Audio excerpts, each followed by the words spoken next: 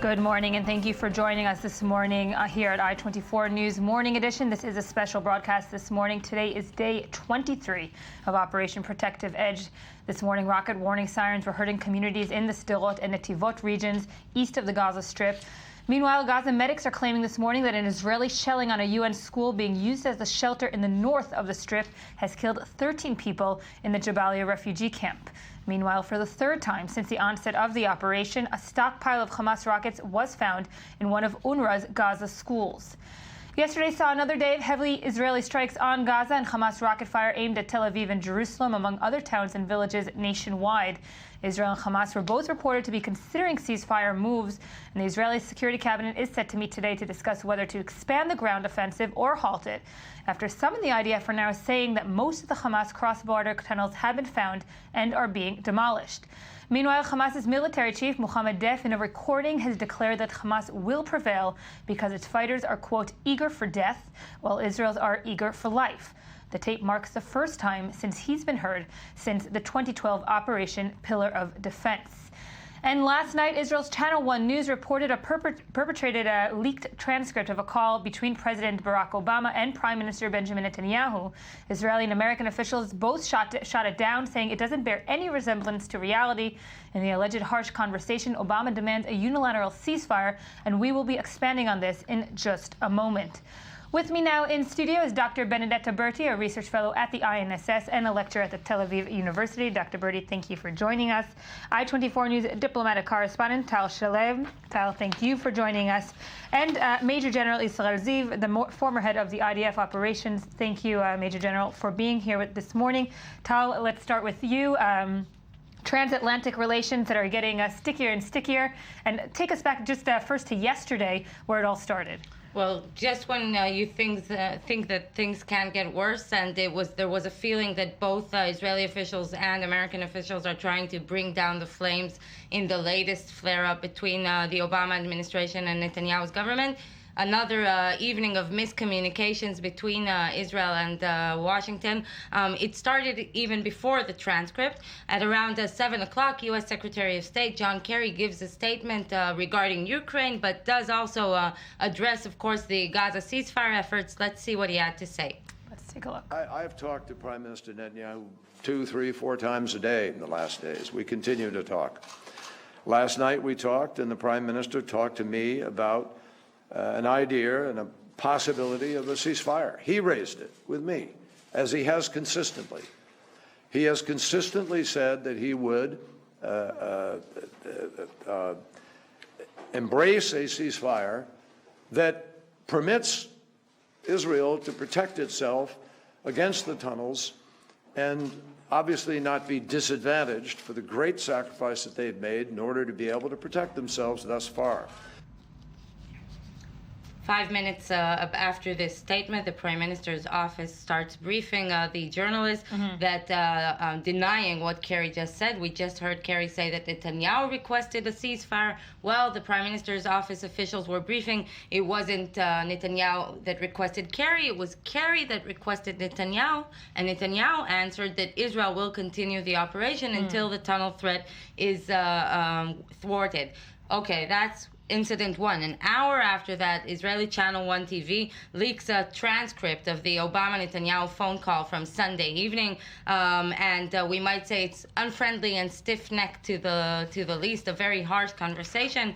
If we want, we can just stage out and imagine how this conversation went on. You can be President Obama, I can be Prime Minister Netanyahu. And it's important also that it was read out. The correspondent that brought it yesterday to Channel 1, the Foreign Affairs editor Oren Nahari, said it was a pretty long conversation, and they did, of course, say this is one of the biggest scoops maybe of the past few days. Both are denying. Okay, and it was quoted, Oren Nahari was quoting an American official, even though both sides are now denying that either one leaked it. And we can see let's just voice out a few of the very harsh statements apparently in this alleged transcript. I repeat, Obama tells Netanyahu, I demand that Israel agrees to an immediate unilateral ceasefire and ends all attacks, especially airstrikes. He says it again afterwards, after Netanyahu objects him. He says, I repeat, I expect Israel to unilaterally cease all military operations. Netanyahu attacks, apparently, Kerry's proposal for ceasefire. He says it's utterly unrealistic and provided Hamas with military and diplomatic advantages. Obama insists within a week after Israel's military operation ends, Qatar and Turkey will start negotiations. Netanyahu tries to protest, say Turkey and Qatar are Hamas supporters and they can't be relied upon as fair mediators. Obama says again, I trust Qatar and Turkey. Israel is not at all in a position to choose mediators. And which may be that might be the harshest of the criticism thus far, saying that the U.S. administration is trusting Qatar and Turkey and Israel's not in a position. It's kind of, I would say, shaking the relationship, that already shaken relationship. Very, very harsh conversation. But an hour after this transcript is really storming the social media, especially both the National Security Council and the Prime Minister's office tweet the same response, saying that they're shocked and disappointed from this fabricated report. And this is the end of the saga at this point, but of course we can probably expect it to continue. The Israelis are claiming, the Prime Minister's office is claiming it's not a leak from us. The Americans are claiming it's not a leak from us, but in any case, we can see U.S. Secretary of State yesterday, he said in the same statement, he had another thing to say. If we can take a look at his second statement yesterday, he talks about why he believes Netanyahu. And let's take a listen. And Prime Minister Netanyahu himself said to me, can you try to get a humanitarian ceasefire for this period of time? And if it weren't for his commitment to it, obviously the President of the United States and I would not be trying to make this effort. Now, either I take his commitment at face value, or someone is playing a different game here, and I hope that's not the fact.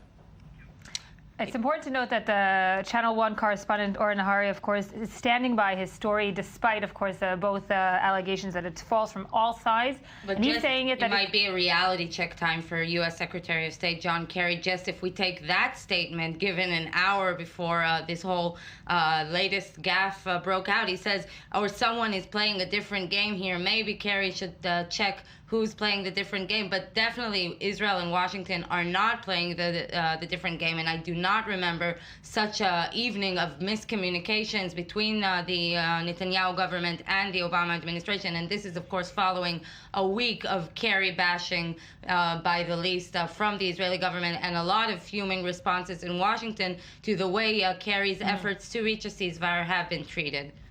Indeed, it is going to be something that was not, it's just starting. There is an underlying case for both sides. When you speak to the Israeli officials, they do have a lot of claims towards Kerry's efforts. They were not happy with the proposal, the way it was presented to them, and there were misunderstandings on, at least when you speak to the American officials trying to justify the Kerry proposal, you do understand that there was a clear misunderstanding and not miscommunication, again, between what exactly was Kerry meaning in this draft proposal or leak draft or whatever it was trying to get with the ceasefire efforts. But in any case, the picture is quite grim regarding the relations between Israel and its closest ally. This is while Israel, I remind, is in the middle of a war and trying to gain diplomatic support for continuing the operation, or at least gaining international support for its demands for ceasefire. Right, and this, of course, is very interesting, Major General Steve. How will it impact ultimately what's happening on the ground? But there is some good story here too. Okay. I mean, optimistic story, you mean? Yeah, in a way. I mean, taking out the content, I think that in a way America is back. The United States is back. I mean, they take it personally. They involve. They put back their hands, which I think they took them out for a while, and this is part of the reason why we don't have any political structure to finalize the whole thing. So I mean, with the bad news, there is some good good news? Yes, of course. I mean, we have to be realistic, and I'm not sure that the Washington is taking realistically the importance of Egypt here, and the way that they cannot take Abu Mazen as obvious and not invite him to the talks that were in Paris, etc. But let's go back to your question, please. And I think that in a way the situation on the ground is a different story. It's a bad story, to be honest, because actually you cannot put on hold the whole military there, and the fighting is still going on there, and nothing is moving. There is no direction, and such friction causes a lot of both mistakes. It doesn't stop the bloodshed. And the unclarity here is a very risky and dangerous situation. And I think it gives some music of attrition war, like, after 73, something Right. that everybody stands still, but they still fighting or boxing each other, which it's a definitely a lose-lose situation. Meaning there's no real end strategy for both sides right now because as we're seeing, the Americans not are even tactics. I mean, it's how can you have a tactic, even a strategy for sure not, yeah. And yesterday there were a few IDF senior officials saying that the tunnel threat is nearing its end. Is that something that can be said with 100%? Nothing can be said in 100%. We don't deal with something that has 100%. I think, but Israel had quite a good picture on those tunnels, and I think that the big problem there, and this is maybe the reason why people don't understand, is wanting to have the intelligence or the knowledge, and it's another thing to find in reality the real thing, which is underground. It's a little bit difficult, and to know how it goes exactly, etc. So I think that the good news is that everything that we do discover in the ground is really connected to what we knew. There aren't many surprises, by the way. So we have a good reason to believe that, yes, even if it's not 100%, it's close to that. On the other hand, anyhow, even without the issue of the destruction or the need to destroy those tunnels, we'll have to have a solution for new ones or for the ones that we know that we don't know where they are.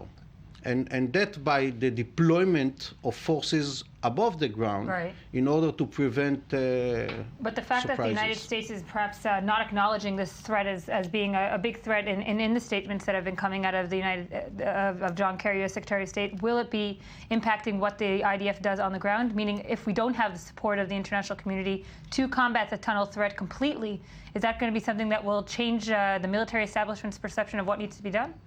Absolutely not.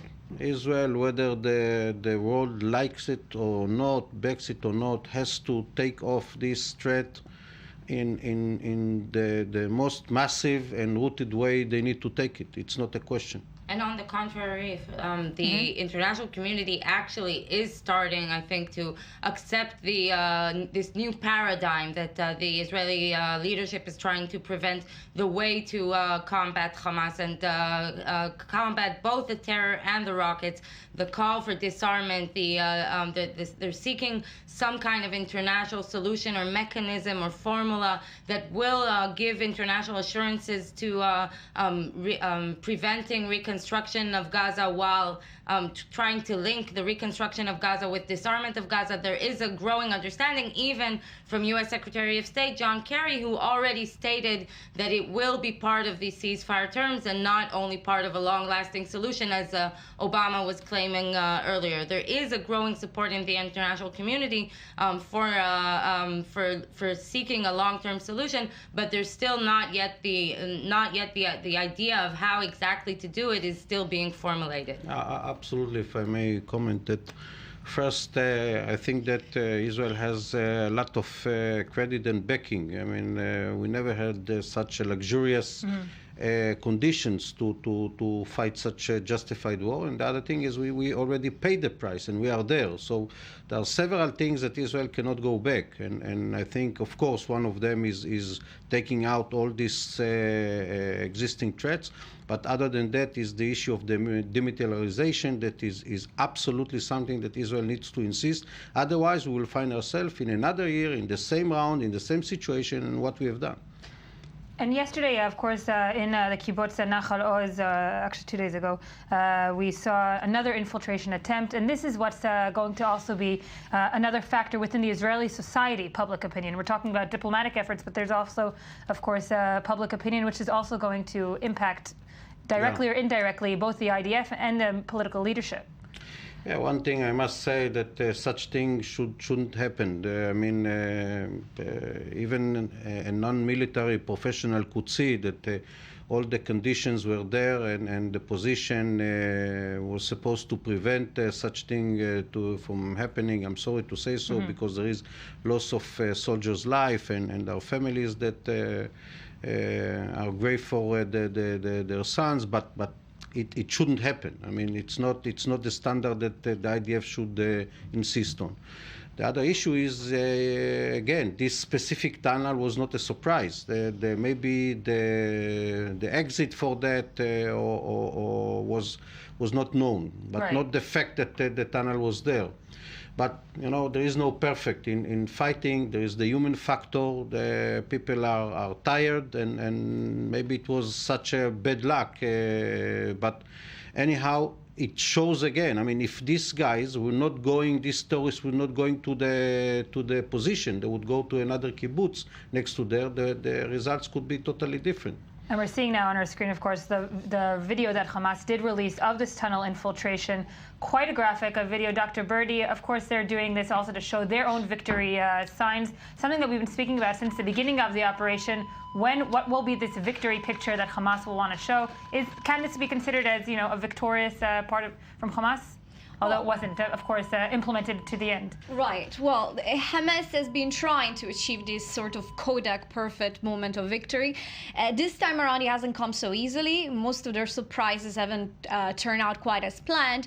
But I think one thing we have to keep in mind, that was something that became also one of the big lessons of the 2006 war, is that for insurgents, for non-state armed groups, survival is branded as victory. And that's one of the big asymmetries here in declaring the end of the operations. As far as Hamas is concerned, if they're still standing the day after the ceasefire, and they will be, well, then they can market that as a victory. Right, and that's why they do continue, of course, firing rockets into Israel's big cities. Absolutely. Is that considered, of course? That's power projection. That's a way to ascertain that they're still able to continue the fighting. That's very much, again, if we go back to 2006, it's again parallel to Hezbollah launching rockets into Israel up until August 13th, so one day before the ceasefire. And that fact was one of the things Nasrallah then used to say, well, look, we're still standing. We did defy the IDF. Hamas is taking a page out of Hezbollah's playbook in a way, continuing to fire rockets. And my assessment is that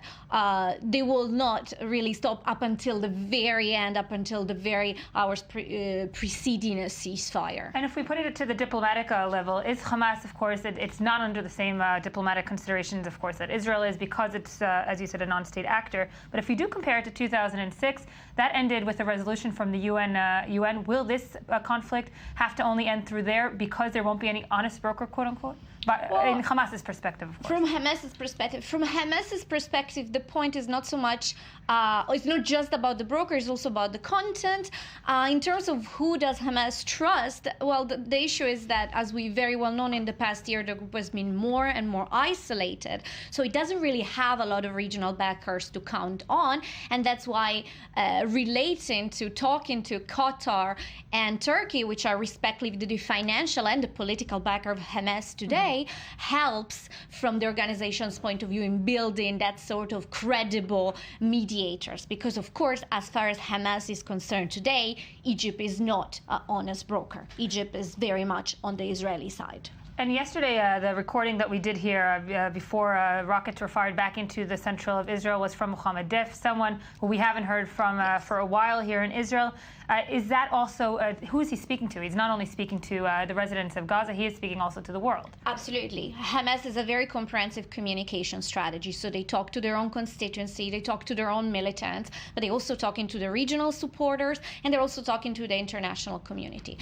What we've witnessed yesterday was very relevant, I would say, for a number of reasons. First of all, we have a top Qassam Brigade commander publicly addressing the public, what he hadn't done for quite a while now. And of course, he's as it stands today, together with Marwan Issa, is the top commander in the Qassam Brigades, is very much as the pulse of the organization, as much as someone can have the pulse of the Qassam Brigades today, because they are in a state of internal tension. Right. But what was very interesting was his message. Of course, the media covered the more gory part in which he praised martyrdom, etc. But there was also another part where he actually repeated some of the demands and he dropped the prisoners part, Right. which was also very interesting. Meaning it demands, meaning mainly lifting the siege, saying Lifting the siege. no ceasefire until the blockade is lifted. We went back to lifting economic restrictions. We went back pretty much to the terms of the 2012 ceasefire. That tells you something, that the organization is positioning itself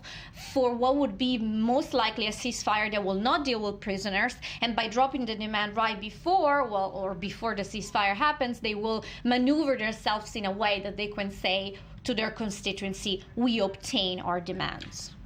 And yesterday, of course, was an interesting timing to release the statement. It comes, of course, amidst this U.S.-Israeli tension. It comes amidst maybe the lack of any kind of broker, saying, as you said, maybe in your start, that any victory will be highlighted by Hamas. And this itself, the fact that they are releasing a recording at this time, is going to be shown as a victory. Sure. I mean, we have to differentiate between factual victory, strategic victory, and what can be branded as a victory. These are two different things. And in political communication of Hamas, you can use the fact that there was a lift of the restriction of the economic sanction as something that does address their demands. I would say more substantially, they need to have the issue of the salaries, which means Right. there are around 40,000 Hamas employees' salaries paid, and that's something that I think they really need in order to move forward.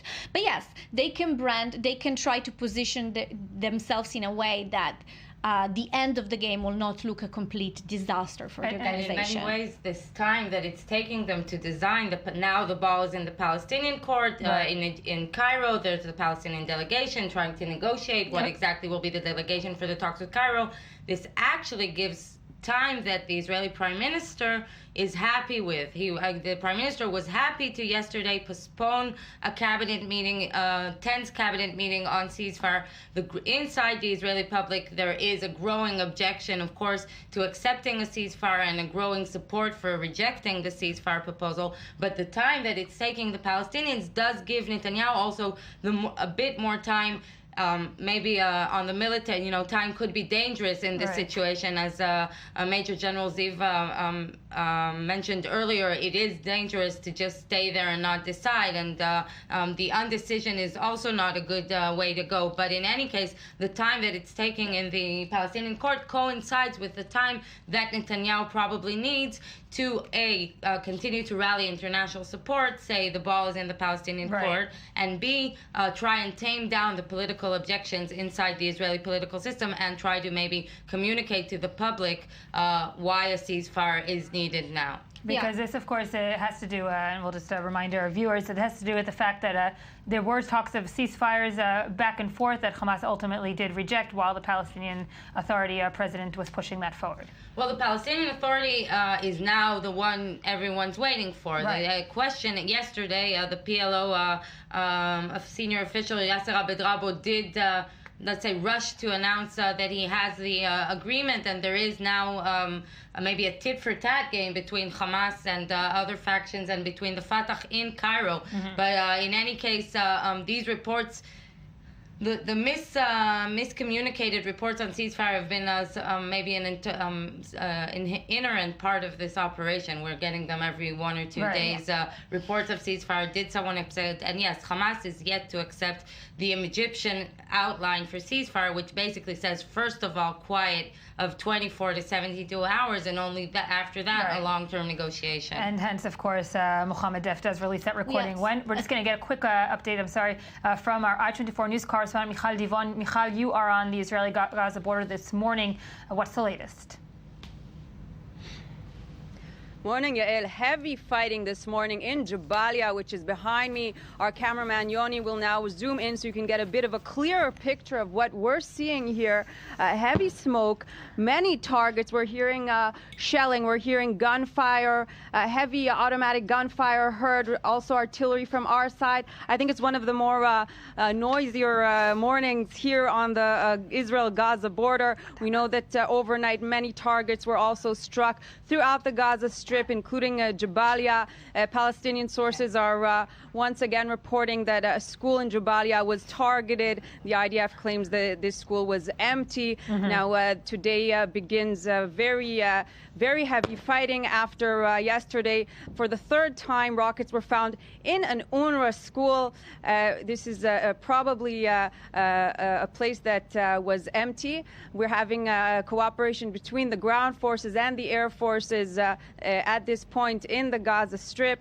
The Air Force, of course, is targeting specific locations based on intelligence provided by the ground forces. They're also offering cover-up. I can assume you can hear some of the artillery fired from very close to us. We're hearing the drones overhead. We're hearing the military aircraft, and it seems that this morning is one of the heaviest fighting so far. Michal Divon, I-24 News correspondent there on the Israel-Gaza border. Thank you for that. Major General ecial, I want you to respond to what you've been hearing here in studio. Yeah, no, just thinking about the fact that Mohammed Def is called a leader. How can a leader can be a leader when he's hiding for 23 days in that cellar and that declaring kind of a very, I would say, coward declaration, trying to hang on any possibility of winning picture or winning declarations. That, of course, it's pathetic, and I've heard yesterday a few conversations with few journalists in Gaza, and they were asked, do you see your leaders if they got out of their hiding or their hide? And he said, no, of course not. It's still a war. So, it's even more pathetic that they accept that these leaders doesn't even know what is going on now. And from a military perspective, Israel does try to target these leaders, such as Ismail Haniyeh's house that was targeted 2 days ago, as a political objective. Yes, of course, because apparently, it's a fighting on symbols. Okay, the house by itself doesn't do any harm, but of course that it's important to his people to see that even his house is not immune, and it's targeted for that reason, because people in Gaza needs to understand that they do have a problem with their leadership. They don't have leadership, actually. Is it effective, though? Yes and no, because the first reaction usually it comes from the stomach. It's against Israel. It's very emotional, etc. But later on, they have to live with the fact that somebody brought this destruction, this devastating situation to their homes. And they stay there. Hopefully will not be there to claim any claim, but they need to organize things between themselves. And I think that we don't have statistics, we don't have that, but there is more and more criticism in Gaza. I think people are waking up to the situation that they have a problem with the Hamas. We're going to start with that when we get back from this break. I want to thank you, Major General ecial, for coming to our studios this morning. We have a short break, and we will be back with more. These are live pictures, of course, from the Tel Aviv skyline and the Gaza skyline.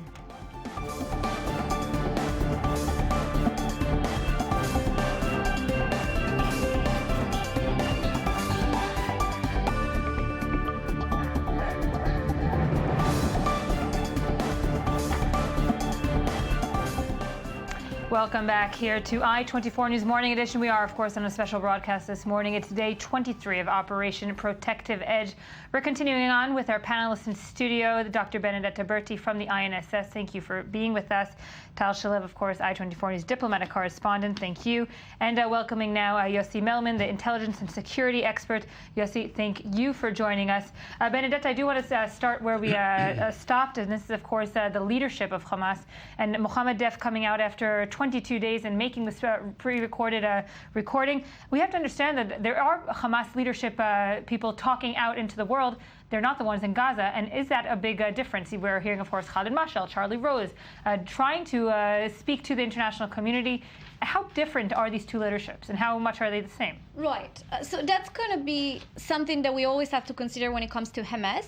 Hamas, like, for example, an organization like Hezbollah, which is highly centralized, Hamas has had leadership that is dispersed geographically and also in terms of political interest. So when you think about Hamas, you're always thinking about the diaspora leadership, the political bureau led by Khalid Mashal, but you also have to think about the Gaza political leadership, and here you think about people like Ismail Haniyeh, and then there is, of course, the military leadership, the Qassam brigades, like Marwan Issa or Mohammed Deif, and they don't always see eye to eye. In fact, they've not seen eye to eye, at least since 2007, on questions like reconciliation or dealing with Israel. Meaning the fact that there is no unanimous leadership that does see eye to eye is perhaps seen by Israel as a weakness of Hamas. It is a weakness. There is a deliberation process. There is something called a Shura Council, which in the end is in charge of deciding over strategic matters. But after this decision have been taken, it takes time to implement, and there is often internal conflict. And something that's very interesting in Hamas is this internal conflict. It's often aired out in public, which is something we don't see from other armed groups. We don't see Hezbollah arguing in public over different strategies. Hamas does this regularly, and then been doing so since the 90s. And Yossi, we've been speaking, of course, for quite a while now of the alternatives to Hamas within the Gaza Strip. The split in the leadership within Hamas, both internally and externally in the world, can it make a vacuum perhaps for other smaller groups to take charge? Or is Hamas too strong still right now? I don't see any other groups taking over. Hamas is strong, has its consolidated power in Gaza and outside Gaza as well. One shouldn't ignore that Hamas has a large constituency in the West Bank. So if you look at and what's going on in Gaza, there is no alternative to Hamas. It was. A senior Israeli officer said already at the outset of the war that the alternative is Gaza, either a Somali-like situation, in other words, chaos, no central authority, no government, or a government or a regime which is responsible. And I think even the Israeli leadership prefers not only in Gaza, in all our conflict, that there is one central authority. Because if you have claims or if you want to come with demands, you have someone to answer. Right? You have someone who can answer your requirements, your demands, your what you want from them. Meaning, from an Israeli security perspective, the fact that only after 22 days Mohammed Deif comes out with this recording means that until now he was a non-actor. He was not really directing the shots. No, of course he was an actor. He was in his command post or bunker. We like to present it as they are running away, they are hiding in their bunkers. First of all, even if it's true, that's their tactics. It's a small organization.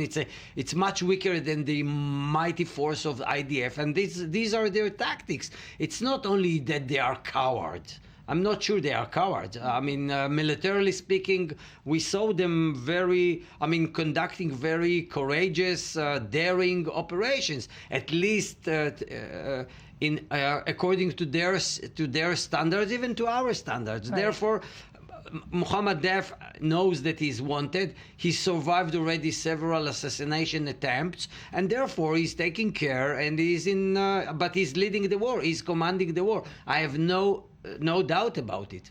We're seeing now live pictures on our screens, of course, of the Gaza Strip this morning. Benedetta, the fact, of course, that Deif is still, as Yossi says, commanding from wherever he says, and we in Israel perhaps like to think of it maybe differently, that they're running away. Who does he get his orders from? And is there this disconnect between Mashal and Deif? Who's actually calling the shots? Right. That's first of all, I agree with the assessment. I agree that the leadership needs to protect itself. That's very clear. If the Hamas leadership came out on the streets, it will be decapitated, which is something that would weaken the organization. So it makes sense for them to protect their leadership. Then, yes, there are sometimes differences over strategy, but when it comes to military strategy, then the military wing is in charge. Right. Mashal is reportedly, if we look at the organigram, so to speak, of the organization, the political bureau and Khaled Mashal are supposed to oversee the military activities. So there is a direct link there. But in practice, the military activities are conducted on the field level with a great deal of local autonomy because they make sense. That's the only way to fight in this type of war. So there is not a direct link to Mashal. And one thing I would like to say is that yes, there is divisions within Hamas, and it's important to recognize them and to explore them further, right, to understand how complex the organization is. But I wouldn't use the divisions to argue that the organization is collapsing or to argue that the organization is not the main actor in Gaza. Hamas is the only military organization in Gaza that is capable of confronting the IDF also through direct engagements, fighting more and more in a hybrid way closer to Hezbollah. They're not there yet, but they're trying. And in terms of political organizations, they're the government. They replaced the entire government apparatus in Gaza. They created a police and a security sector that functions effectively. They have thousands of employees on their payroll, which are not getting paid. That's part of the problem. Right. But there's no question that Hamas is calling the shots in Gaza. Can I ask a question? Please. Who is calling the shots in Hamas in terms of taking a strategic decision regarding a ceasefire? Who would decide that we can end this war? And the second question is, how do they communicate, knowing that their lines are bugged, not only by Israel, but I believe most of the regional and outside intelligence Right. powers. And I'll just add to that, are there regional actors as well that we haven't mentioned that are also perhaps maybe as a patron to Hamas, as we've seen in the past, Iran and so forth? Okay, so these are quite tough questions, but let's start with the easy, meaning the formal answer. Formally speaking, the mechanism is clear. Formally speaking, it's the Shura Council. The Shura Council has representative from the West Bank, from Gaza, from the prisons, from the diaspora. There's military leadership there. There's political leadership. We don't know exactly all the names because when they used to tell us all the names, they would get killed. So the names are withheld, but you can pretty much see that the biggest names in Hamas are part of the Shura Council. So on paper, it's a deliberation. They agree, they vote, and they go with a ceasefire. That's on paper. In practice,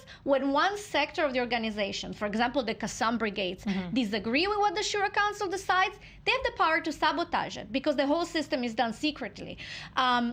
So that's a big weakness in Hamas. As of today, I would argue there will not be a ceasefire unless the Qassam brigades agree to. It doesn't mean that they are the one calling the shots, but they have the potential to spoil any sort of understanding. And it seems to me that from what I read between the lines, today Mashal is also carrying forward a hardline positions, but which is not, again, news. If we look at what happened in the past 10 years, we often tend to see that the Gaza leadership was more prone to go for ceasefire, and the diaspora leadership, being abroad and with different interests, often tended to be more hardline. So I see this dynamic playing out as of today.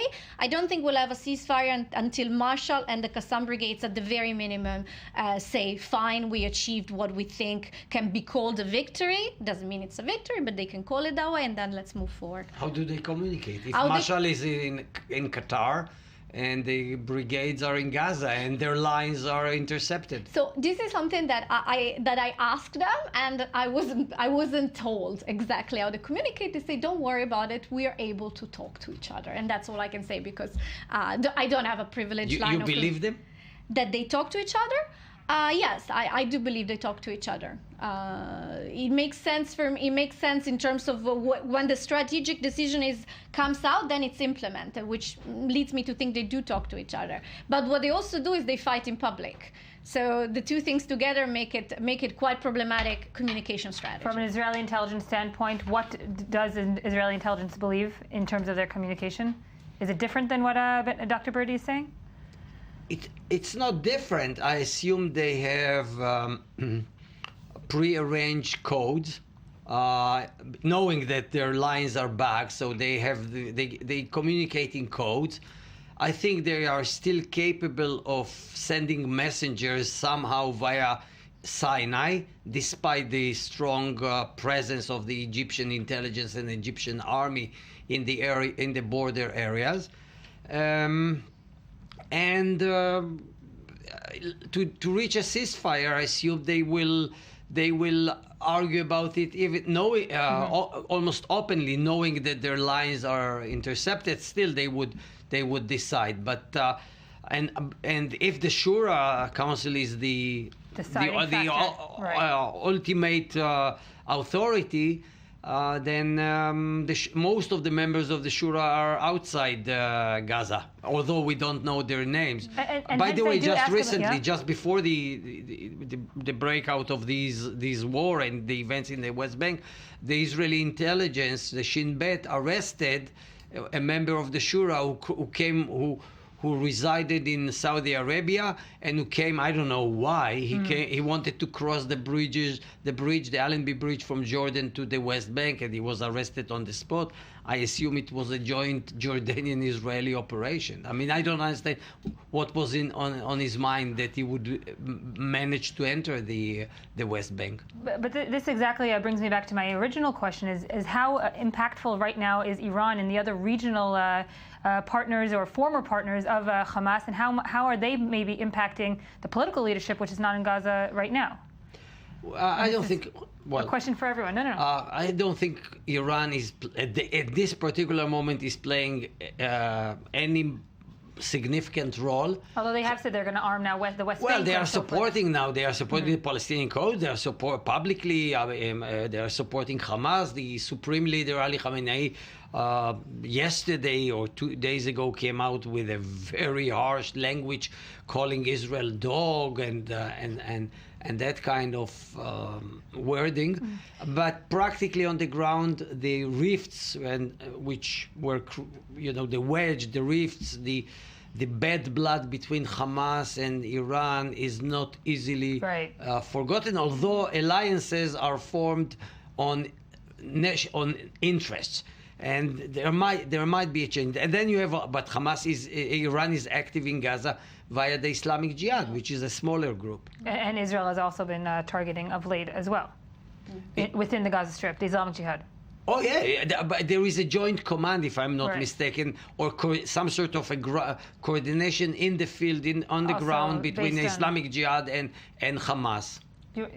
Mention the regional power? I would agree with the assessment. I think that after the divisions, after the problems Iran and Hamas had over Syria and over the fact that Hamas chose not to openly support Bashar al-Assad and withdrew its offices from Damascus, I think there started to be some serious disagreement between Hamas and Iran. I think one of the things that has happened is they are not as closely connected. I think one other thing that happened is Iran started to divert some of its money to the Islamic Jihad. Right. I think in the past 6 months, as far as I understood, there were some attempts at rapprochement, but I don't think it's fair to say that at this point Iran is calling the shots or Iran is determining what happens in Gaza. The most Iran can do is provide some financial or logistical support, and of course the political declarations. But right, and that's exactly I want to ask you, Tal. Of course, Netanyahu, Iran has been maybe his first agenda item forever and ever. Is it still during Operation Protective Edge? Well, in that respect, I think it's interesting that after many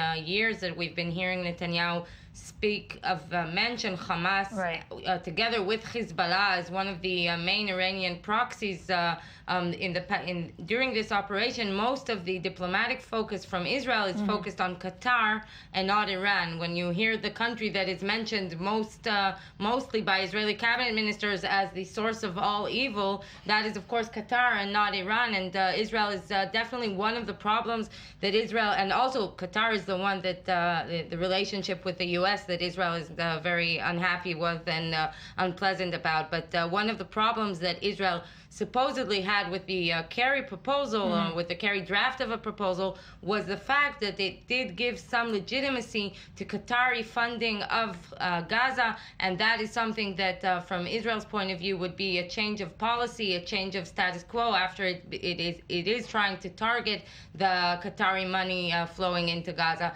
So this is definitely, you don't hear Netanyahu speak about Iran too much. Last time he spoke publicly about Iran was, I think, about 10 days ago. It was regarding the a few days before the P5+1, and Iran decided to extend the negotiations on the extend the interim deal. I haven't heard him mention Iran since then in this context of Gaza. Maybe Yossi can correct me if I'm wrong. No. And Turkey, of course, is another country that the Israeli political leadership is looking at and maybe saying, this also is not a country that can be brokering.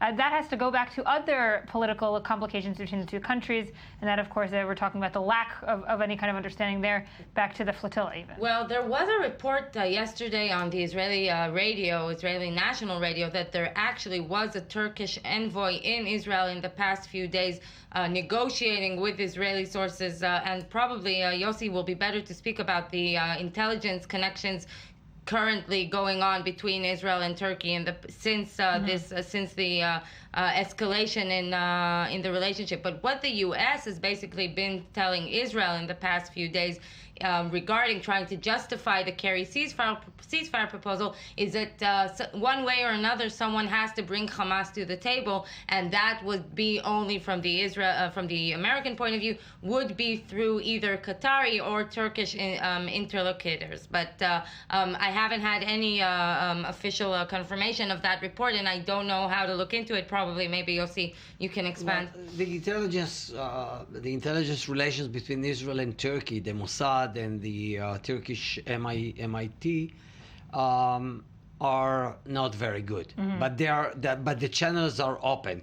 There is an exchange of views and ideas and meetings, despite the inflammatory rhetoric of Prime Minister Erdogan.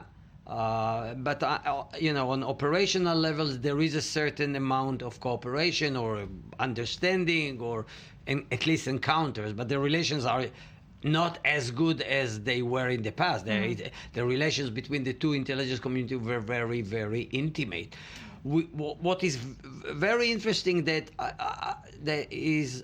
I don't understand why the Israeli political leadership is putting together Qatar and Turkey in one basket as they are the same. Right. From the Israeli point of view. Of course. Because before the flotilla incident, Turkish-Israeli relations... No, but Turkey is more hostile to Israel. That's for sure, because of the of Prime Minister Erdogan and the leadership. And therefore, Turkey maybe is really nowadays hostile to Israel, and using them as a broker would be very, very difficult, because they would not come with a good faith to negotiate a deal. They would come to help and salvage Hamas. But Qatar is a different story. Qatar is not as hostile to Israel as Turkey. Between Israel and Qatar, there are channels of communications. At the intelligence level, for sure, exchange of views, and Qatar is very close to the United States. Right. So I don't understand why Israel is blacklisting Qatar. Well, is basically repelling Qatar, is pushing them aside. The only way to influence Hamas and the only way to have leverage over Hamas is Qatar. Qatar is the paymaster. I mean, it's so obvious that you can put in place a comprehensive agreement in which demilitarization of Gaza and partial disarmament of Hamas in return for lifting the siege, opening the border crossing, and so on. And part of that agreement would be that Qatar would donate money in installments. For example, by month, if Hamas is not honoring the agreement, Qatar would stop supporting them in the next. But then the Israeli intelligence won't be able to maybe see where these funds are being directed. Of course you can, because you can. I mean, look, Gaza is suffocated. from all sides, from the sea, from the air, and from on the ground, because the Egyptians are cooperating with Israel. So, and if you put in place a mechanism in which the money to rehabilitate Gaza after the war would go through Egypt, for example, then you can control, you can follow the money. Right. And will that be acceptable by Hamas? Up until now, Egypt is a persona non grata in terms of Hamas, and someone that Israel is only looking to right now. And in all their statements, Israel has been basing what they want to see forward as the Egyptian proposal. Right.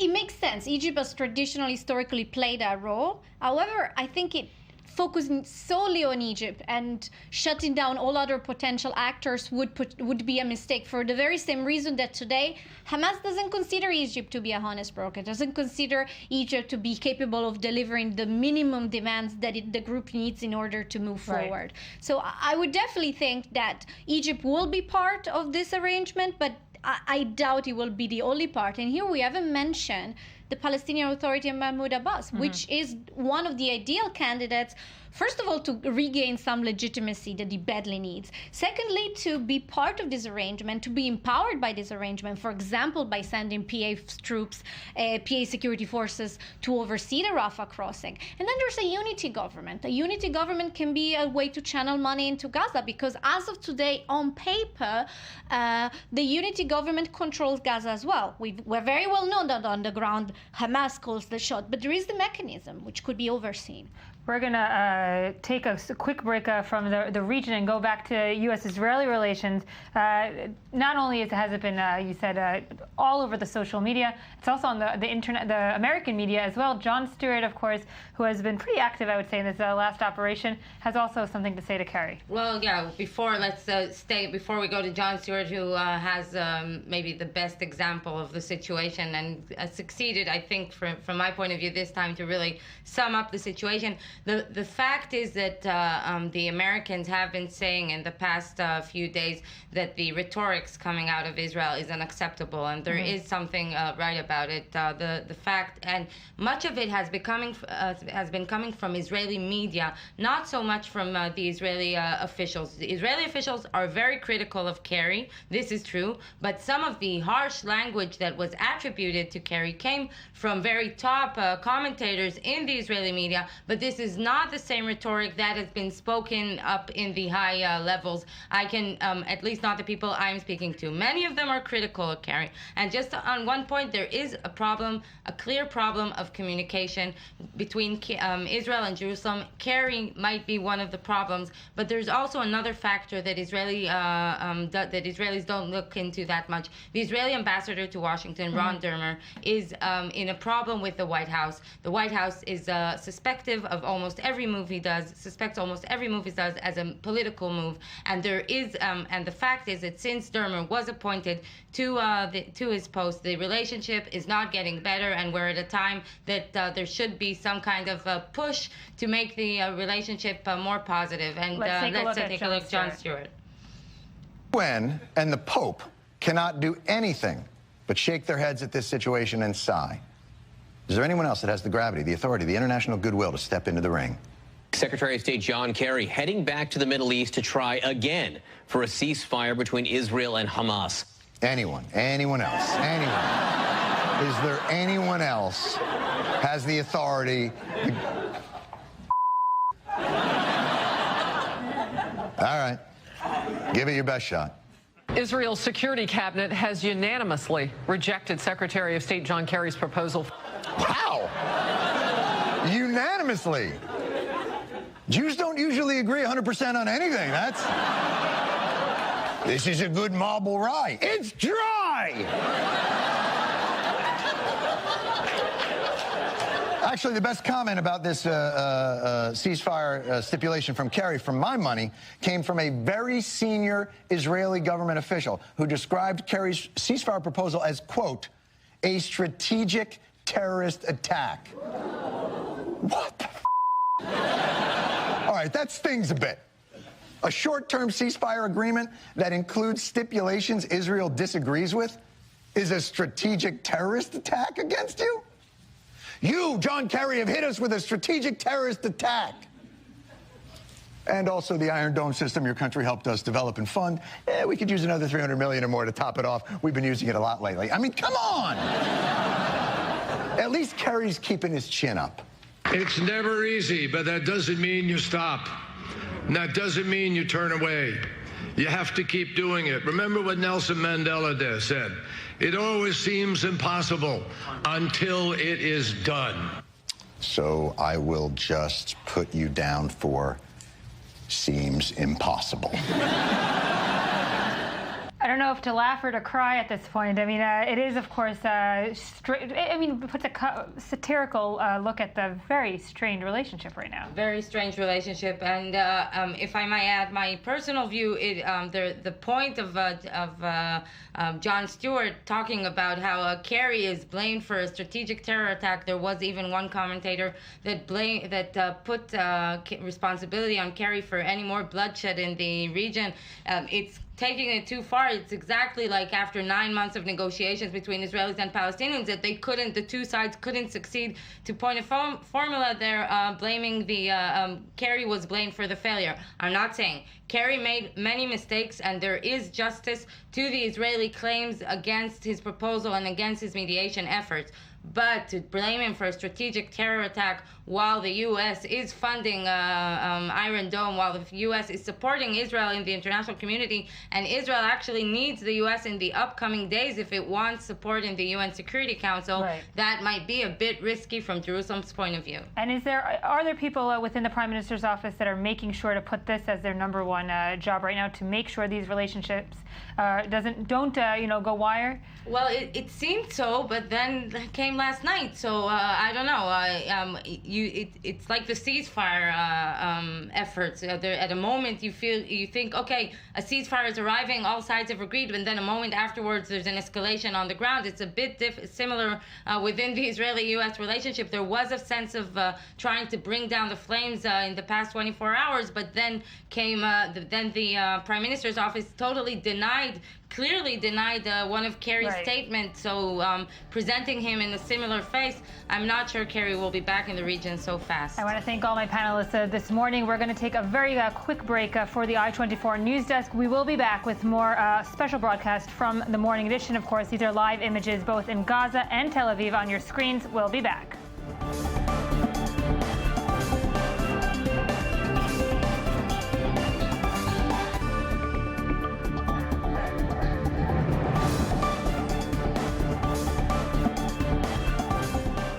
Good morning, and thank you for staying with us here at I-24 News Morning Edition. Today, of course, is day 23 of Operation Protective Edge. This morning, rocket warning sirens were heard in communities throughout the south, in Sderot and Netivot, east, of course, of the Gaza Strip. Meanwhile, Gaza medics are claiming this morning that an Israeli shelling on a UN school being used as a shelter in the north of the Strip has killed 13 people in the Jabalia refugee camp. Meanwhile, for the third time since the onset of Operation Protective Edge, a stockpile of Hamas rockets was found once again in one of UNRWA's Gaza schools. Yesterday saw another day of heavy Israeli strikes on Gaza, and this morning as well, strikes are continuing. Hamas rocket fire aimed at Tel Aviv and Jerusalem yesterday, among other towns and villages nationwide, also did continue. We're seeing now live pictures on your screen from Gaza. Israel and Hamas yesterday were both reported to be considering ceasefire moves, and the Israeli Security Cabinet will be meeting today to discuss whether to expand the ground offensive or halt it. This is after, of course, some in the IDF are now saying that most of the Hamas cross-border tunnels have been found and are being demolished. Meanwhile, Hamas's military chief, Mohammed Deif, in a recording, has declared that Hamas will prevail because its fighters are, quote, eager for death, while Israel's are eager for life. The tape marks the first time that he's been heard since 2012's Operation Pillar of Defense.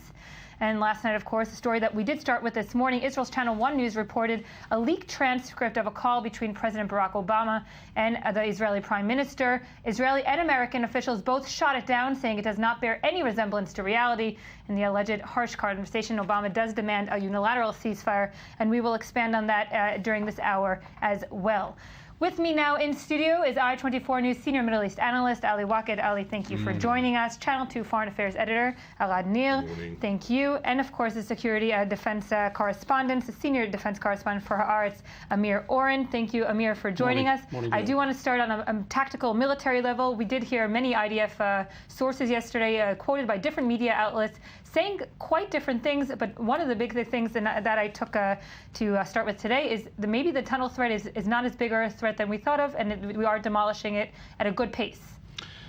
It is a bigger threat, even not only as big a threat as we thought. It is. Right, it's a big threat. It's a big threat, but the question is whether it is being taken care of now that the IDF is holding a box of a rectangle of some 3 kilometers deep inside Gaza, and whether the IDF should move forward or stay in place, which is a very dangerous thing for an army to do, and get rid of the tunnels and retrograde back to the Israeli border, which seems to be the opinion and the recommendation of the High Military Command in Israel. It is intended not only for the public to know, but for the ministers sitting in the cabinet and debating whether to broaden the campaign or to accept some formula for a staged ceasefire. And yesterday, of course, Hamas released this video of the Nahal Oz infiltration, a very frightening video, not only on the military aspect, but also on the civilian aspect. It is, of course, frightening because it seems that the infiltrators acted with impunity. They could have chosen to go either way. And there seems to be a pattern here, because in all of the tunnels through which they penetrated over the last several weeks, and even going back to 2006, the Gilad Shalit abduction, Hamas has chosen for some reason not to attack a village, but rather a military target, an outpost or a patrol. So it might be just a coincidence, but there seems to be a pattern. And the Israeli military will have to study very carefully what happened there, why the soldiers acted as they did. Was there complacency on the part of their commanders who posted them there? It was not a pretty sight. Ali, the mere publication of this leaked footage, or this not leaked, the footage that Hamas is putting out is just one show of victory that Hamas, as we said, since the beginning of the operation, they're going to need to show many of these pictures of victory, not only to their population back home, but also to the world. Yeah, Hamas is building a new myth in the Gaza Strip. Palestinians who are really suffering of the massive destructions that the Gazans are facing are, on the other hand, seeing these pictures that, Yael, since 1948, no Arab country was able to deliver. Maybe the Hezbollah for a while in the Lebanon war before the Israeli withdrew from Lebanon in the year 2000, and Hamas is using this video to send a message to both the Israelis and to the Palestinian population. We are capable to face you. When I talk to Hamas about what Amir just said, that they chose to attack the military target. Hamas want to present itself as a resistant organization and not as a terrorist organization. And the choice was going left to the military post was emphasizing over the nature of a resistance movement that aimed to fight the occupiers, that aimed to fight an army, and the difference was very slight when if it had decided to go to the village and to attack civilians. This is one. The second thing, Yael, the Hamas is sending a message to the Egyptians, to the Israelis, and to all the world. We are capable to keep fighting against the IDF, and of course, at the base of this idea of Hamas, that Israel did make it mind it doesn't want to eradicate Hamas from the Gaza Strip. It doesn't want to eliminate Hamas from the Gaza Strip for the moment. Because of the alternatives. Because of the alternatives, and because that if the alternative on the right is the jihadist group, but the alternative on the left is to be obliged to talk with the PLO, with the Palestinian Authority, and to talk politics with the Palestinian Authority. And according to Hamas, the Israeli current government is not interested in bringing Abu Mazen and starting a serious political process with the Palestinians. Is the fact that both of you mentioned now that Hamas is trying to target military targets on Israel's side, you mentioned because it wants to be seen upon as a resistance organization. Is this a sudden change of tactic, or is this something that you believe has been cooking up in the Hamas leadership for quite a while? No, it's not a sudden change because, like a couple of minutes ago or a couple of hours ago, there was an alarm in the south, an alarm that doesn't target militarily. So Hamas is trying to maneuver between these two ideas. On the ground, in the Gaza Strip, we are facing the enemy. The enemy is the IDF. Part of this bigger campaign, we have other tools to make pressure over the population, like the Israeli army is making pressure over the Palestinian population. And Yael, for the moment, the Palestinian population sees its video, and it balances between the video that it had seen yesterday and the massive distractions in the Gaza Strip. And I think that the idea of bringing the population to uprise against Hamas is not something serious, is not something scientific. It is true that big parts of the Palestinian population want to see an end to this confrontation, with or without a lifting of the siege. But for the moment, Hamas is scoring more and more points in the Palestinian public opinion. And of course, on the Israeli side of the public opinion, many of the Israeli citizens in the border communities next to the Gaza Strip, one of them, the kibbutz of Nir Am, the population of the kibbutz life has, of course, changed in the last 3 weeks, and this, of course, is another objective of Hamas, as you mentioned, Ali. Hamas militants started to use the tunnels to try and infiltrate the kibbutz earlier during the operation. Our I-24 news correspondent Michal Divon was there and filed this report. In the small kibbutz of Nir Am, overlooking the Gaza Strip, not many civilians can be seen these past 2 weeks. The pastoral neighborhood where Dana Bar-On lives has become a military zone, like many other towns along the Israel-Gaza border. Dana has been living in Nir Am for the past 17 years and describes how her utopia changed overnight. I don't remember the first Qassam falling. A few days ago, I asked my friends, I said to them, do you remember when it started? Because I don't remember times where there weren't bombs in the kibbutz, and no one really remembers because it's 14 years feels like a lifetime.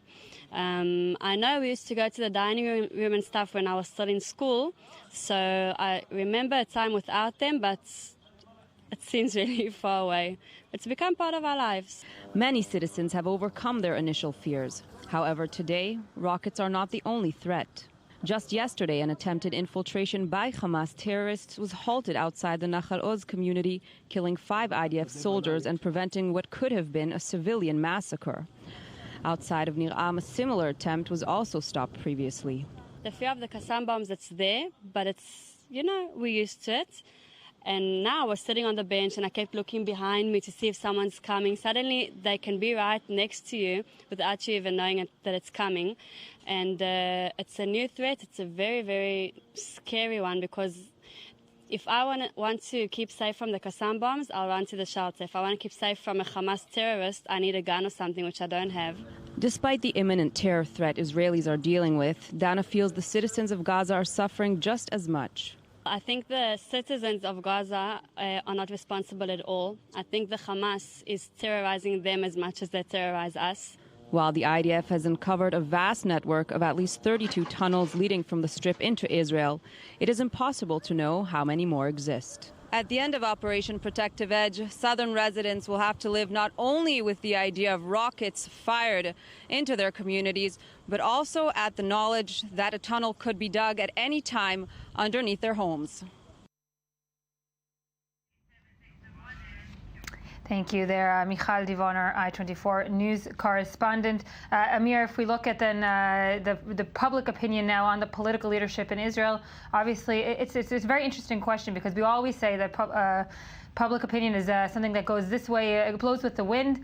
But even the southern residents, some, I saw reports on other Israeli media saying even we are from the left wing of the Israeli political establishment, even now we want to continue on with this operation. The public is fickle, of course. It could go either way, depending on the cost in human lives. Had it been a cost-free operation, many in Israel would have called on the leadership to go on, especially since it's the summer holiday and children are not at school. Had we been in June or in September, parents might have reacted otherwise. The residents of the South is a different matter. Mm-hmm.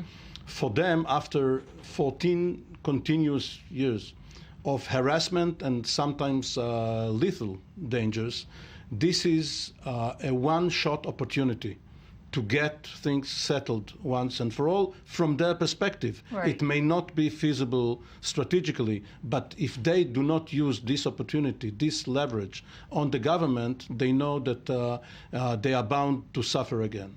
I want to get a quick update now from I-24 News correspondent Yoav Borovich. You are, of course, at the Soroka Hospital in Beersheba. What's the latest from there? Hi, Yael. Good morning. So overall here, 26 soldiers wounded in Soroka, 1 critically injured, 4 seriously injured, 9 moderately injured. In a short while, the departing president, Shimon Peres, is supposed to come here to visit the soldiers. Last night here in Beersheba, a barrage of rockets fired towards the city, 9 rockets overall, 4 intercepted by Iron Dome, 5 landing in open spaces. Talking about open spaces, as we know, there are 220,000 Bedouins living here in the Negev in southern Israel. Vast majority of them don't get any protection, any sheltered areas. They're very upset with that. You also talk to people here, to Jewish people in Beersheba who live alongside the Bedouins. They say that if you drive there, some of the Bedouins are throwing rocks towards Israeli cars, partially maybe identifying with Palestinians, partially just being very upset with their situation. Very tense here in Beersheba. As I said, soldiers here, 26 soldiers. Overall, more than 800 soldiers getting medical treatment here in Soroka since the operation started. We will be here throughout the day, updating on all developments. Yoav Borovich there at Soroka Hospital in Beersheba. Thank you for that update. I want to start with you now, Arad. Of course, this maybe more than a PR game between the UN, Gaza, and Israel. Third time now that we're reporting that, or by reports, that rockets have been found in UNRWA school, and this comes right after or before, depending on who you're asking, another shelling of a school in the Gaza Strip. Well, there's no doubt an Israeli effort to incriminate the UN structures and infrastructures in Gaza, on the one side and on the other side, to show how evil Hamas regime is. They are using these refuge centers in order to hide their weapons and to use it against the civilian targets in Israel. So this is a propaganda war, no doubt. I wanted to say more than this, Yael. I think that the Israeli government or the Israeli army, whichever you want to call it, the Israeli army is doing what it's being asked by the Israeli government, is fighting yesterday's war. They are using the methods that maybe, in perspective, proved right, fighting the Hezbollah in Lebanon. This demolishing of the nuclear plant, the vast demolitions of infrastructure in Gaza, this was the idea when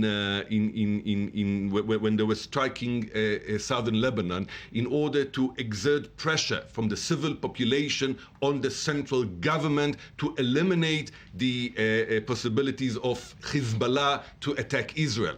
The main difference is that Hezbollah was or is still a terror organization that takes part in the government in Lebanon.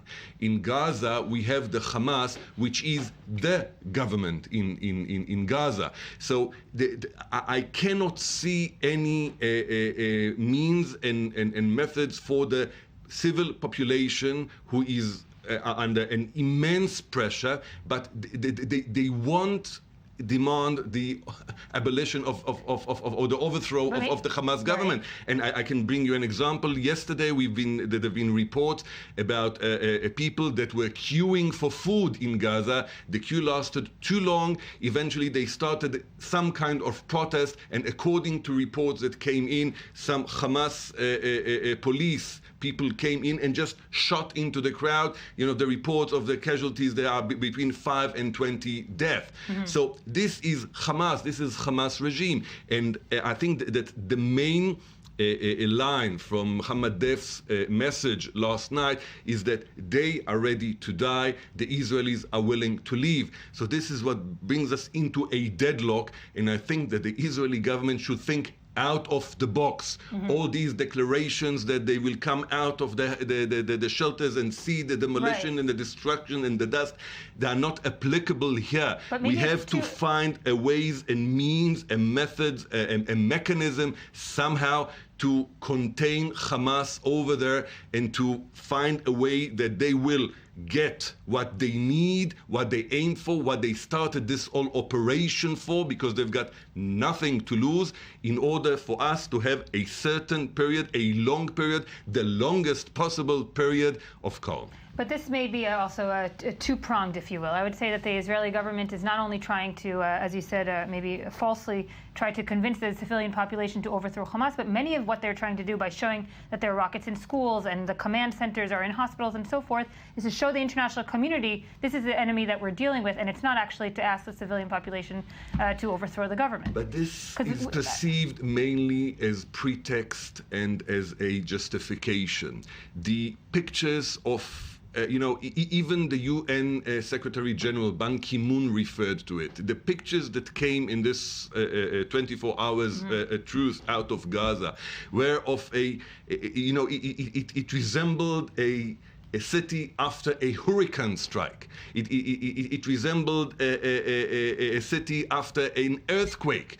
This is unacceptable over the world. You know, the numbers of casualties over there. Okay, we've been topping 1,000 much earlier, maybe even more, because the Israeli authorities claim that there are 1,000 combatants that were killed, and the Gazans claim that there are nearly 1,000 civilians that were killed. So the numbers do not match, and this is unacceptable. You know, we've been recalling various versions of Obama's telephone conversations with Benjamin Netanyahu. I don't want to go into the details of it, but the general impression is that Obama cannot bear the outrage and the cry out that will come out of the pictures that emerge from Gaza. And we can claim as much as we want that the UN, that they use UN schools, etc., infrastructure, and that they use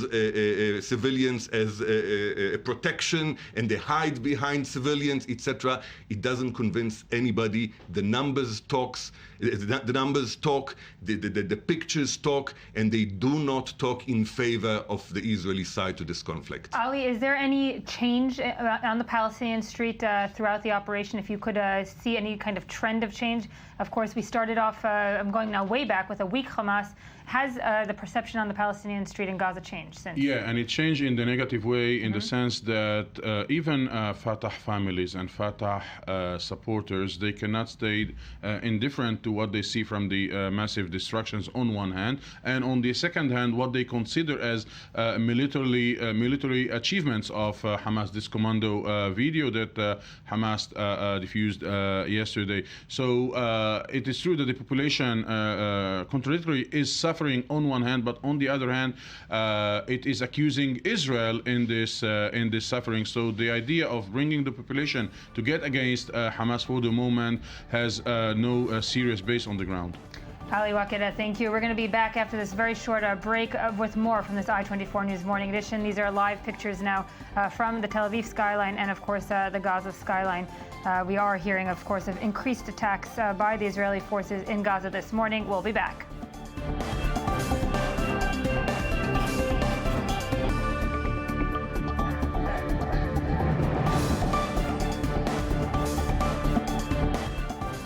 Thank you for staying with us here at I-24 News Morning Edition. We are at day 23 of Operation Protective Edge.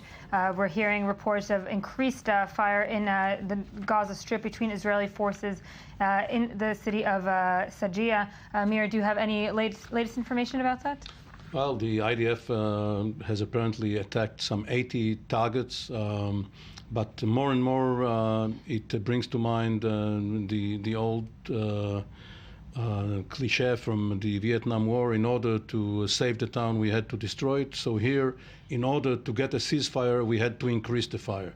Whether it will get Israel what it wants is doubtful, because there seems to be a growing disconnect between the political echelon and the military. The political directives are not, and perhaps cannot, be translated into operational moves. And on the other side, Mohammed Deif, the military leader of Hamas, has a very simple plan: to persist. The resistance has become a persistence. And therefore, simplicity would always get the upper hand over complex planning. Another big story yesterday, and I do want to introduce Dr. Tal Pavel here, the director of the cybercrime program at Ariel University. Thank you for joining us this morning.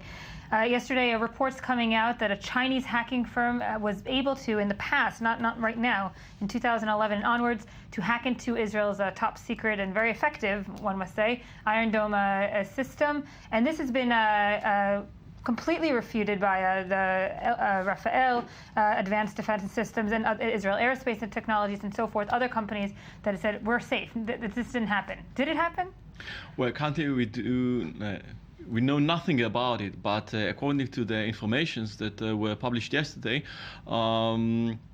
few blueprints and several hundreds of documents breached during almost a year, where the hackers, allegedly Chinese hackers, have access to those information system and perhaps infrastructure systems of the Iron Dome and some others weapons manufactured by those companies. The problem is that first of all, they stayed in these computers, in these operation systems for almost a year. But the second problem is that the breach was revealed almost 2 years after they finished the backdoor operation. And how was it revealed? Well, how does it take us through the process that it does come, to the headlines all of a sudden 2 years after? Until now, afterwards? we know that a cyber company revealed it by a kind of program that they made, research they made according to this situation. But we do know nothing about it, how they have managed to gain access and backdoor to those systems, and how long they stayed, and what access they have, and what document they have to manage to breach. And the motive behind this, obviously, we've seen a lot of cyber war since it started to increase around the world. We know the motives from most of them. Chinese hackers trying to get into Israeli information systems, are they being motivated by other ideological means, or is this also something of play? We want to see how far we can get. First of all, is in order to gain access and to have those blueprints, and we know in the past that to sell it or to use it. To sell and to use. We know that in the past that they managed to hold the blueprints of the F-35 of Lockheed Martin, and also to compromise the computers of RSA systems. Right. So first of all, they have those documents, those blueprints. They can sell it, and they produce those systems and weapons for themselves or for their partners and allies. Is it a game, though, of cat and mouse, seeing how far can we go? Then the Israeli security establishment is going to say, this is what we need to do and improve to guard our information, or is there any solution for the long term? Well, it will be always a game of cat and mouse.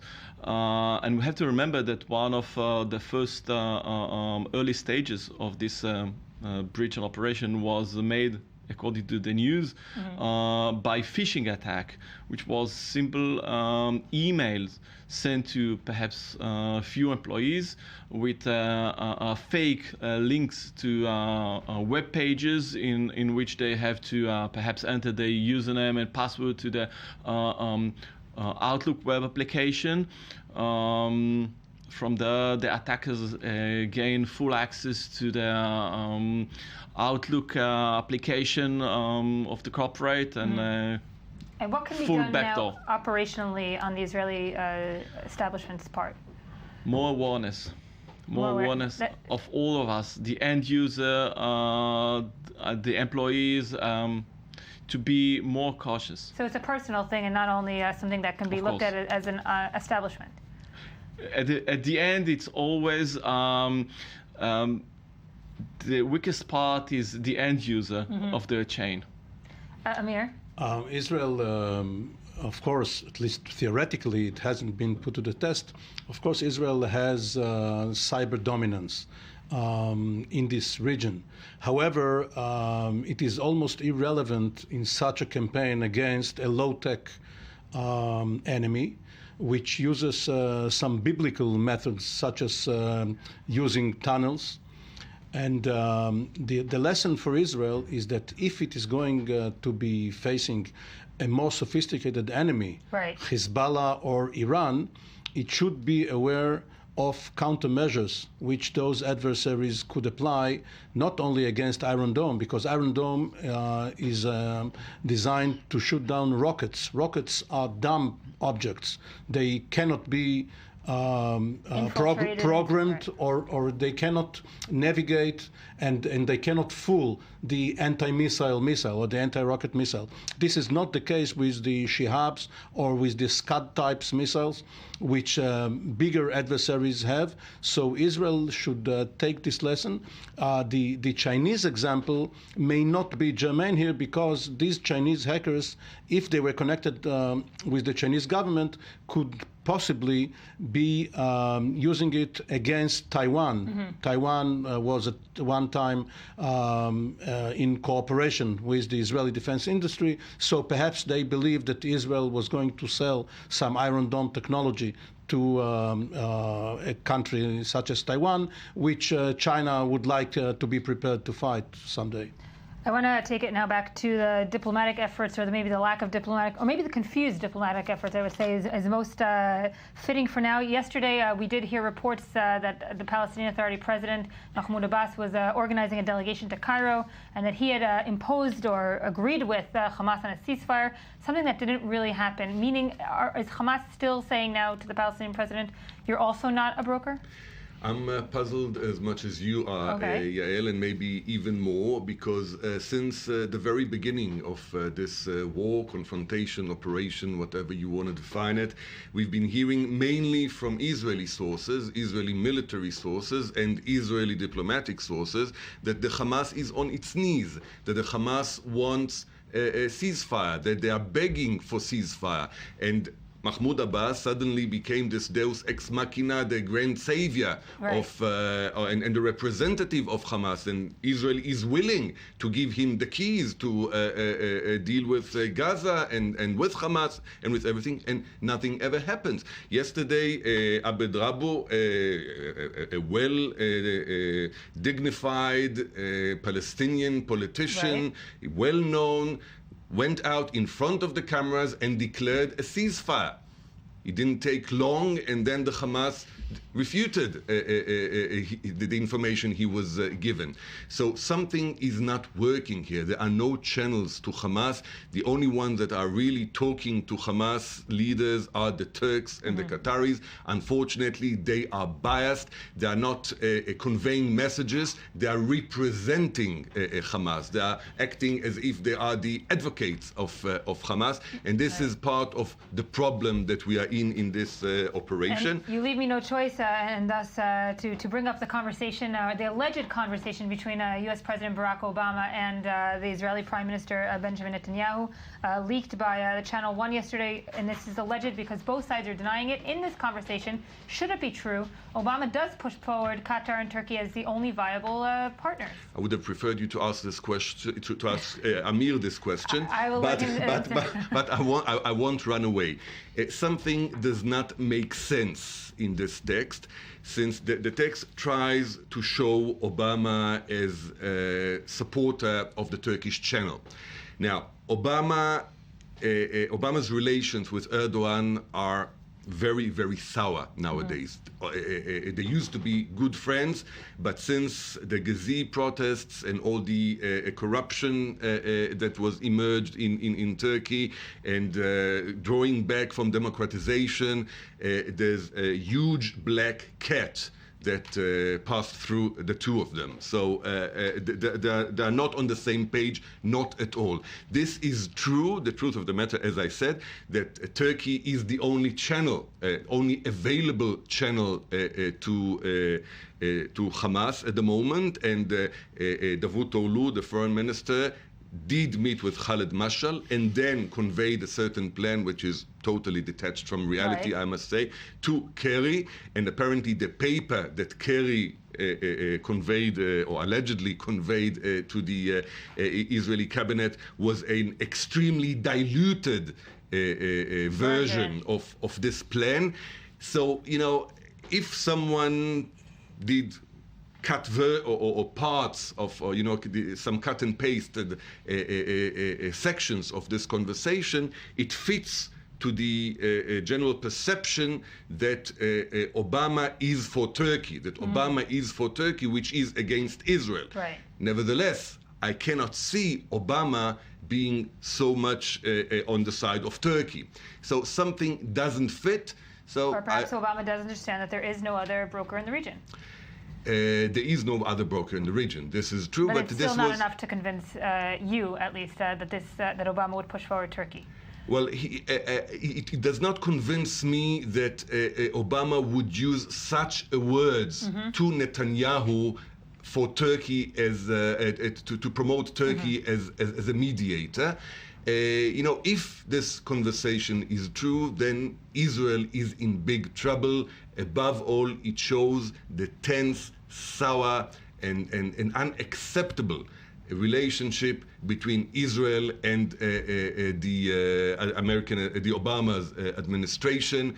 You know, I saw that in the previous hour you showed Jon Stewart's we need to laugh about some of it. Take on it. Yes, well, he can laugh at it. We'll have to cry about it. Indeed, because you know, we can be very, very proud, and you know, we can act like Popeye of my youth. You know, I don't know if you know who Popeye is. Know who Popeye. But you know,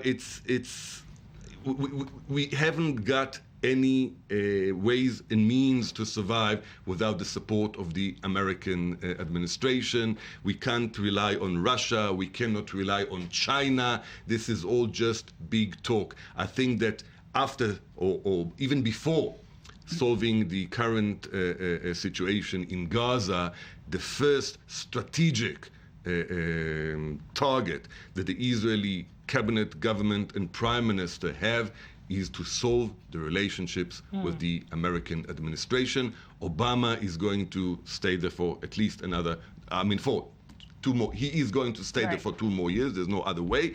But there's no guarantee that after he leaves the White House, there will be a friendlier president. And I think Obama is friendly enough. I'm not sure that there will be an old Republican guard that will occupy the White House, the Oval Office in the White House again. It is not for us to doubt the veracity of a report by... no, not at all. He does, and Oren Nahari, we will say this, has stood by the report despite, and said it came from a senior American official also. Well, the sourcing is to be suspect, because why should a reporter point to his true source? So nevertheless, let's take it at face value, this report. It is intended for domestic use, even though, of course, there are international repercussions, and everything you broadcast, perhaps while we are speaking, we are going to see a State Department denial of what we are saying here. Within 5 seconds, the State Department spokesperson will come But on. it's the same denial that was issued by the Prime Minister's office. So, that is also an but important factor. The background seems, of course, it's all very paradoxical. Why should Netanyahu, assuming that someone in Netanyahu's close circle leaked it, whether it was the correct version or not, but the motive seems to point to Netanyahu's associates. Why would Netanyahu wish to be seen as being under pressure by Obama? The answer is that a day earlier, one of his cabinet ministers, Silvan Shalom, indicated that he thinks that Netanyahu did not knuckle under and wanted or agreed to a ceasefire, but actually invited Obama to put pressure on him. So this would be the rejoinder. No, it wasn't Netanyahu. Netanyahu was and still is under extreme pressure by Obama. When people, for political motives, leak such stories, they are then surprised to see that the story travels the world over and comes back as a denial from the White House. Will this story, and of course I'm sure it's just only we're at the tip of the iceberg, it's going to be melting and perhaps impact not only diplomatic relations, will it also impact the fighting on the field? No, there is no impact on the field. There is a disconnect. There is a disconnect, and even looking at the text of the alleged conversation, there is a difference between the channels used and the content. It doesn't really matter at the end, even though you are paying something to the mediators. But the most important fact here is that you can pick elements from this formula and the other one, tie it all together and present it to the parties. It doesn't really matter whether eventually Erdogan will take credit for it, or Egypt, or whether Netanyahu will take the blame. But how long will it take? And that's the big question. How much more diplomatic fallout? That's the real question, because a day passes and then another couple of days, and blood is being shed on the battlefield as well as in the streets of Gaza. And for the world, it doesn't matter that Israel says, you see this destroyed building?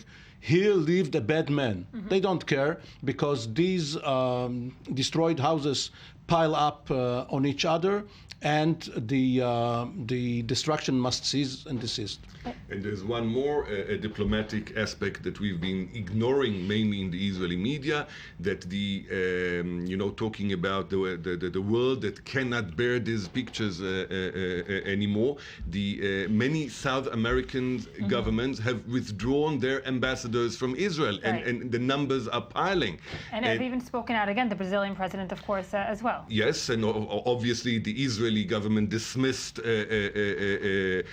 Brazil as a diplomatic dwarf immediately. There's a big demand in South Africa to withdraw its ambassador from Israel. It did not happen yet, but this can happen very soon. The Israeli ambassador was summoned to the foreign ministry in Pretoria and asked to explain the pictures, to explain the situation, to explain the incursion. This sheds light on the fact that while we are all focused on the faults of the military, the problems that the Israeli military encounters in performing in Gaza, Israeli foreign policy and the Israeli foreign ministry under Avigdor Lieberman have failed even more. To engage it actually sounds quite awkward to believe that Avigdor Lieberman is the Minister of Foreign Affairs. Oh, he is. He was. There was a year when he wasn't, and he's still back there. He's back there. Yes, well, it doesn't seem so. No, it does show.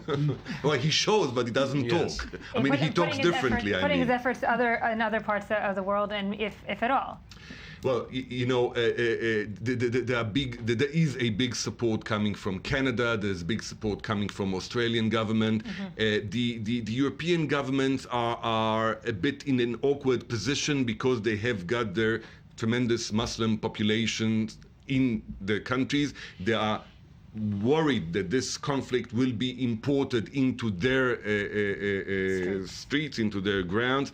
And apparently there has been a nice initiative by the German media in the beginning of the week or over the weekend to deny anti-Semitism, to divert the discourse from anti-Semitism to mainly anti-Israelism. Do not bash the Jews while you have some criticism against the Israelis. All right, thank you.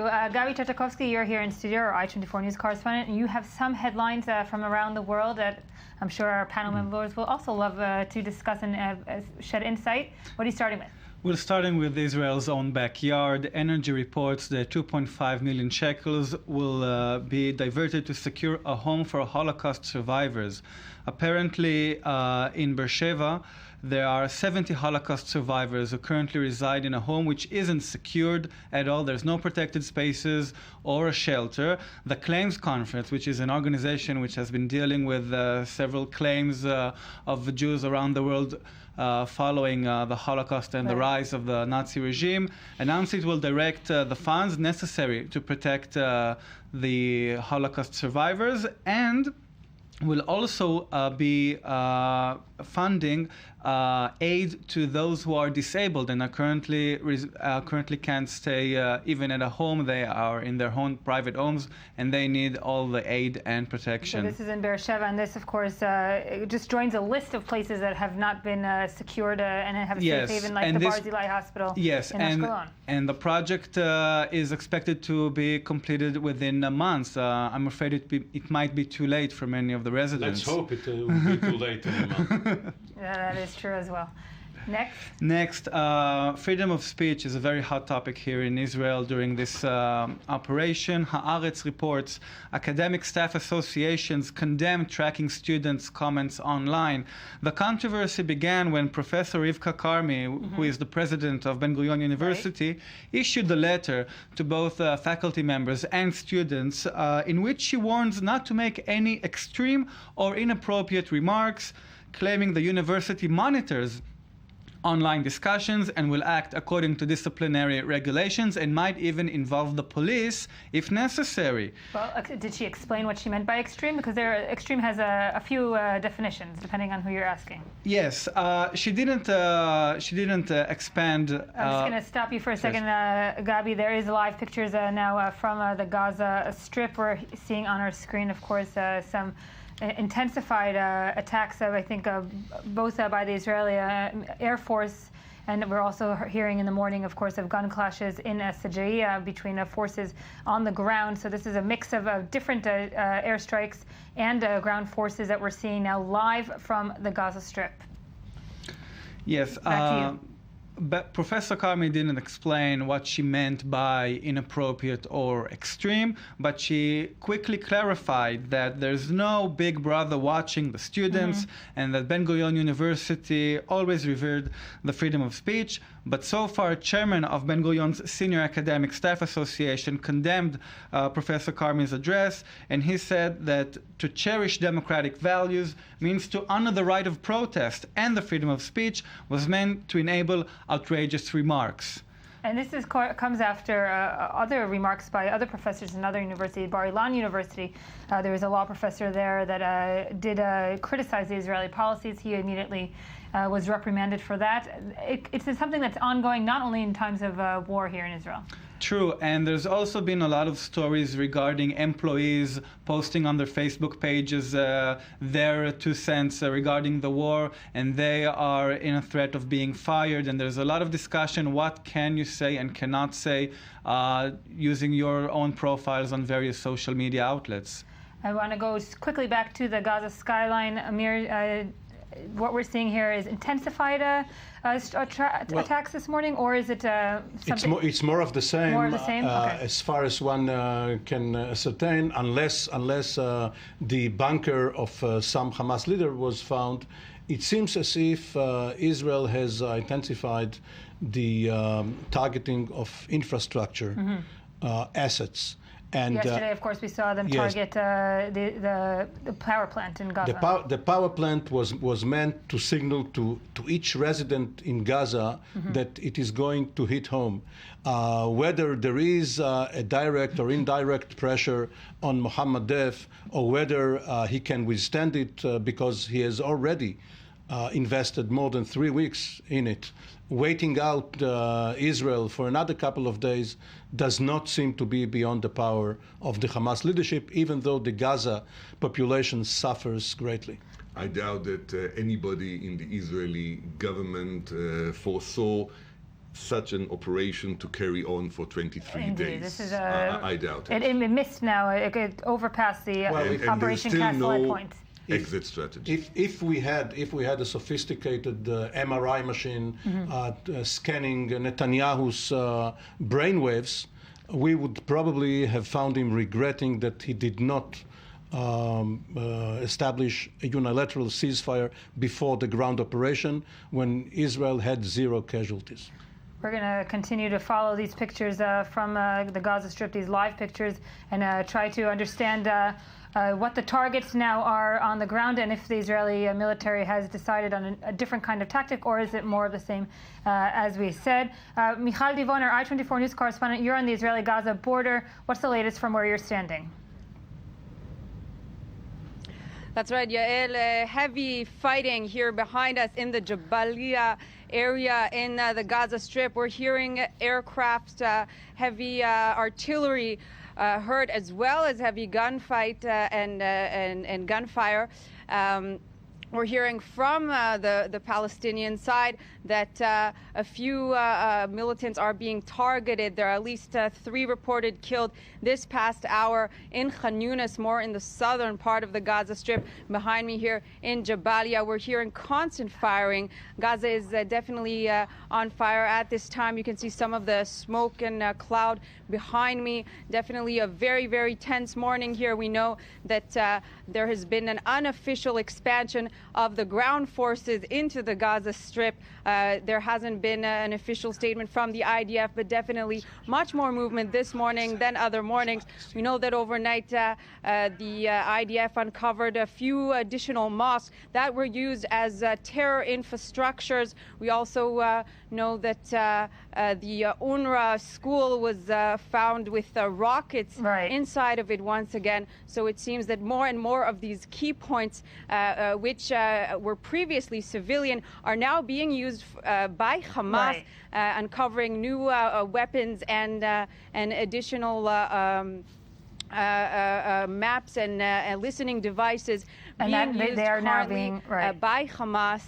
And they've now been maybe on the target list. We're going to hear this here in studio. Michal Divon, thank you for joining us from the Israel-Gaza border. Amir.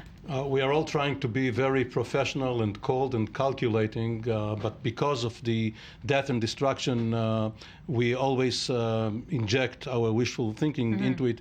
Last night, it seems as if we are into the end game, as if this might be the very last day of the operation. Right. The security cabinet it does not seem it does not seem that way today, morning. but let's hope. And as we said, the security cabinet will be meeting later today. Diplomatic efforts are on the back burner, I would say, for now. And that's in vain. In vain. Thank you all for joining me this morning. We're finishing here at I-24 News Morning Edition. We will be back tomorrow morning with another special broadcast. And of course, stay tuned all day here at I-24 News for more updates. Thanks for watching.